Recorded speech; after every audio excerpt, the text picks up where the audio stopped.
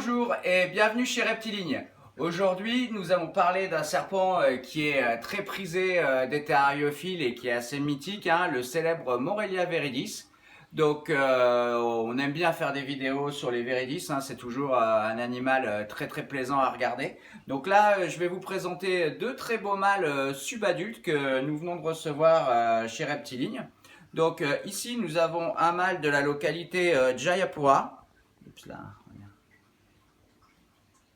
Vous voyez, c'est une localité qui est très proche géographiquement de Sorong. Alors vous voyez, hein, comme d'habitude, hein, on dit souvent que les Morelia viridis, c'est super agressif, on peut pas les manipuler et tout ça. Ça, c'est dans la tête des gens, hein, c'est des vieilles légendes de l'époque et tout ça. C'est des serpents arboricoles qu'il faut prendre d'une certaine façon.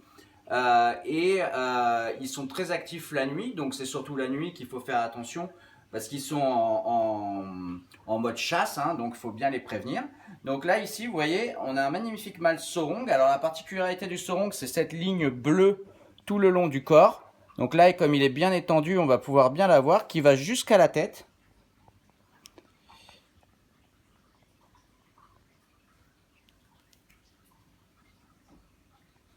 Vous voyez, magnifique. Oups là. Des fois, ils peuvent avoir peur. Donc, on voit bien la différence au niveau de la coloration de la queue. Donc là, ici, on voit le bout de sa queue. Vous voyez, il est pas noir. Alors que ici, je vais essayer de le reprendre mieux. Hop. Voilà. Ici, vous voyez, c'est noir. Noir est très pointu.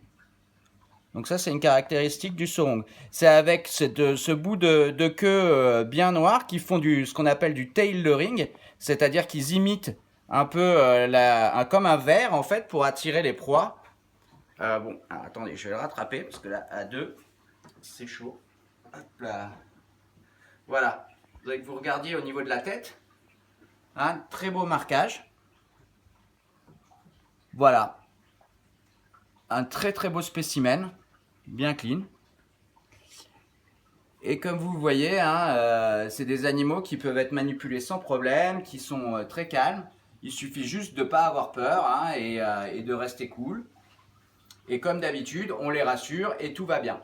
Donc voilà, si vous voulez voir ces spécimens, je vous invite, alors je ne sais pas si on les aura toujours d'ici là, mais nous faisons notre grand événement sur les boïdés, sur les pitons et les boas, fin novembre, le 25 et 26 novembre à la boutique Reptiligne. Donc comme d'habitude, hein, il y aura des Morelia viridis, il y aura plein de sortes de pitons et de boas. Vous pourrez admirer ces fantastiques spécimens. Et il y aura comme chaque année des beaux t-shirts comme celui-ci, collector. Donc ça ne sera pas cette couleur-là, on vous dévoilera la couleur au dernier moment comme chaque année. Et on fera gagner cette année un bon d'achat pour un boa snow. N'hésitez pas, venez nombreux, on va passer une super bonne journée entre passionnés de boïdés. Hein, je serai très heureux de vous rencontrer. Alors je vais les mettre dans leur terrarium. Donc je vais mettre le sorong ici. On va maintenant les laisser tranquilles. Hop là. Alors vous voyez, toujours une petite perche. Alors il n'y a pas besoin d'avoir une très grande hauteur. Hein. C'est pas parce que les Morelia viridis sont arboricoles qu'ils ont besoin d'une grande hauteur de terrarium. Donc il faut leur en donner quand même pour qu'ils aient quoi y vivre. Mais à eux, à partir du moment où ils sont calés sur une perche, ils sont heureux. Qu'il y ait 50 cm en dessous ou 1 mètre en dessous, c'est pas leur problème. Ils s'en foutent un peu.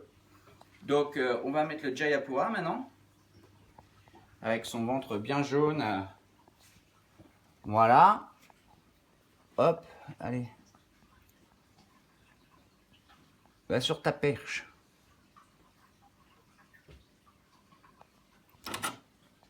Hop. Vous voyez, des fois, ils veulent plus rentrer.